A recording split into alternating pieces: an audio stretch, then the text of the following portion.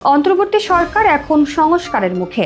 সংস্কারের পরেই নির্বাচন, আর এই সংস্কার করতে মাত্র 1 মাস সময়ও লাগতে পারে এমন ধারণা দিয়েছেন আসিফ নজরুল। আইন উপদেষ্টা আসিফ নজরুল বলেন, 6 সংস্কার কমিশন 3 ধাপে সংস্কারের সুপারিশ দিয়েছে, স্বল্পমেয়াদী, মধ্যমেয়াদী ও দীর্ঘমেয়াদী। ওনারা সবাই এই প্রক্রিয়াটা একটু বেগবান করার চেষ্টা করবে, কারণ এটা আমাদের একটা ঐক্যের দলিল, এটা কোনো আইনি দলিল না, এটা রাজনৈতিক দলিল, ঐক্যের দলিল।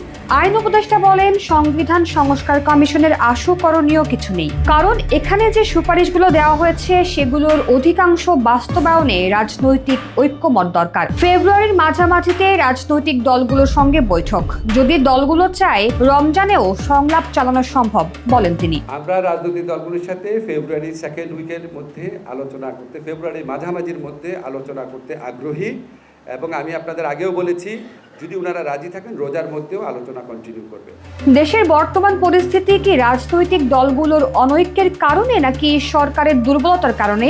এমন প্রশ্নের জবাবে আসিফ নজরুল বলেন, সরকারের সহনশীলতা, অবাধ মত প্রকাশের স্বাধীনতা এবং গণতন্ত্রের প্রতি সরকারের অগাধ শ্রদ্ধাবোধের কারণেই এগুলো হচ্ছে।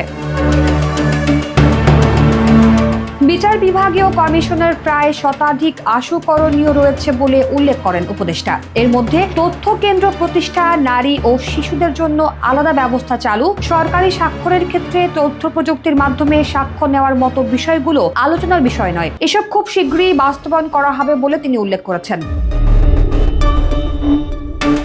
তিনি আরো বলেন, ক্রিমিনাল মামলার ক্ষেত্রে অসংখ্যবার অ্যাবজর্বমেন্ট নেওয়া হয় এবং মামলাগুলোর শুনানি স্থগিত রেখে দীর্ঘ সময় নেওয়া হয়। এতে মানুষের ভোগান্তি বাড়ছে। এজন্য আমরা একটি নির্দিষ্ট সীমা নির্ধারণ করতে চাই, তারপরও যদি এই বিষয়ে আলোচনা প্রয়োজন হয় তা করা যাবে। আসিফ নজরুল বলেন, গত 55-56 বছরে রাজনৈতিক দলগুলো বহু সংস্কার করেছে। প্রতিটি দলেরই নিজস্ব সংস্কার ভাবনা রয়েছে। রাজনৈতিক দলগুলোর মধ্যে যদি এই সংশয় দূর হয় যে এসব সংস্কার ক্ষমতা দীর্ঘায়িত করার জন্য নয়, তাহলে অনেক কিছুই বাস্তবায়িত হবে। তিনি আরো বলেন, সরকারের অযথা সময়ক্ষেপণ করার কোনো ইচ্ছে নেই। অবাধ ও সুষ্ঠু নির্বাচন নিশ্চিত করার জন্য রাষ্ট্র মেরামতের মৌলিক শর্ত পূরণ করতে হবে। রাজনৈতিক ঐক্যমতের ভিত্তিতে যেসব সংস্কার জরুরি সেগুলো বাস্তবায়ন করে পাশাপাশি আমরা নির্বাচন প্রক্রিয়ার মাধ্যমে চলে যেতে চাই। রাজনৈতিক দলগুলো দ্রুত নির্বাচন চাইলে সেটা বলার অধিকার তাদের আছে বলেও মন্তব্য করেন তিনি। আইন উপদেষ্টা জানান, তার 2টি মন্ত্রণালয়ে প্রায় 1000 কোটি টাকা বিভিন্ন বেসরকারি ব্যাংকে জমা রাখা হয়েছিল, যা সাবেক মন্ত্রীদের আত্মীয়দের ব্যাংক বা তাদের সংশ্লিষ্ট প্রতিষ্ঠান। এর মধ্যে পদ্মা ব্যাংক ও মধুমতি ব্যাংকের নাম উল্লেখ করে তিনি বলেন, এসব বেহাত হওয়া টাকা তুলে আনতে খবর হয়ে যাচ্ছে।